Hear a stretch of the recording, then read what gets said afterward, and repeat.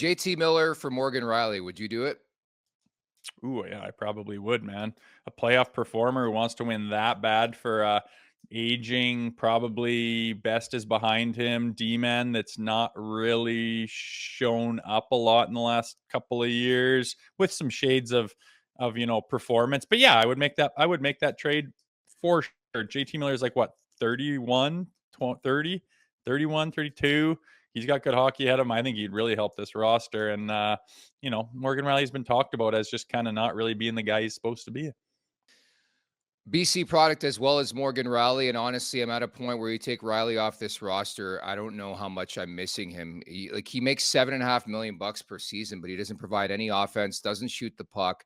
I think he's been a struggle defensively this season. And for those of you who know me, this is tough to say. I've been the biggest backer of Morgan Rielly in the last 5 to 7 years. I think he's been so great for this team. He just doesn't have it anymore. There's no moxie. There's no chutzpah to him anymore, Rosie. I just don't know how to motivate, get this guy going again. Yeah, I know what you mean. And, I think, I don't know, you start to wonder what the ceiling is and have we already seen that? And is he going to get back to that? I think he had a 20-goal season there a while back, but other than that, it's kind of sporadic. But he's kind of supposed to be your jack of all trades. He can kill penalties. He'll be good defensively. He moves the puck and can chip in and play on the PP and be that well-rounded guy. And he's just kind of like, in all those categories, which isn't really, what you were looking for. And I didn't wake up with quite the bee in my bonnet that you got going on, but I kind of like it, Nicky Bobby. But yeah, I mean, do you think Vancouver would ever would look at that? I mean, they're not gonna get full value for JT Miller. Everyone knows they're in this debacle, and someone's gonna try to take advantage. Shit, maybe that's a swing you could take that would be pretty interesting. It depends on value. And I think it's the one thing we've learned in the Hall of Fame career of Jim Rutherford. If he thinks he's getting value in a trade, he will do it. I think desperation will wreak at some point in time. They lose and lose and lose in Vancouver.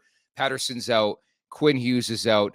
I think you start to get a bit desperate. And I think if you're the Leafs, you act upon that, situation where it's like you have the potential to get a center, a guy who's a playoff performer, a guy who plays that Craig Berube style. Like, I think he checks so many boxes. Accountability is big as well. I think it would be hilarious to see JT Miller poking around with the likes of Matthews and Nylander and Marner to see how he receives those type of situations. But at the very least, I am inquiring on that front. And it's not, again, I think a lot of teams would covet a guy like Morgan Rielly. I just wonder, as you mentioned, his best days are by him. You pay him $7.5 million per season, and he's not really returning that value. The return on investment right now on Rielly is not very good, Rosie.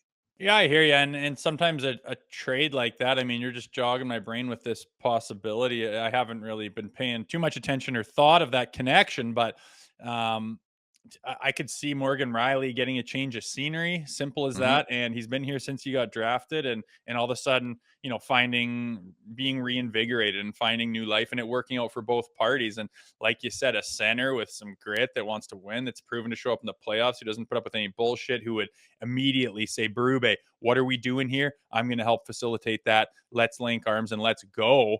You need a guy like that, as opposed, and to kind of break through. They've tried it with the Ryan O'Reillys and the Shens and stuff, didn't quite work. But I think they're a different team now, and they're coached differently, and they're looking for a different identity than they were going for in those years. So that's an interesting trade, man.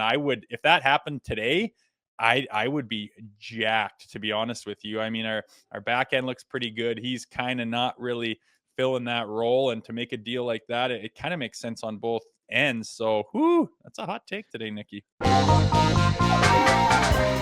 Make sure to check out more of our content right here on the Leafs Nation YouTube page. We got long form interviews, we got clips, we got epic rants by Jay Rosehill. We simply have it all. And don't forget, you can find out much more at theleafsnation.com. Thanks so much for watching.